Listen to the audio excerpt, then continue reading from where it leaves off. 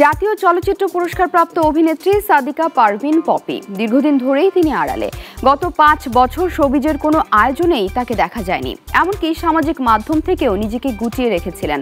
অঘোষিত বিদায় জানিয়েছেন অভিনয়কেও। তবে হঠাৎ করে আবারও প্রকাশ্যে এসেছে পপির স্বামী, সন্তান ও ব্যক্তিগত জীবন। ঘটনার সূত্রপাত তার আপন বোনের করা একটি মামলা থেকে।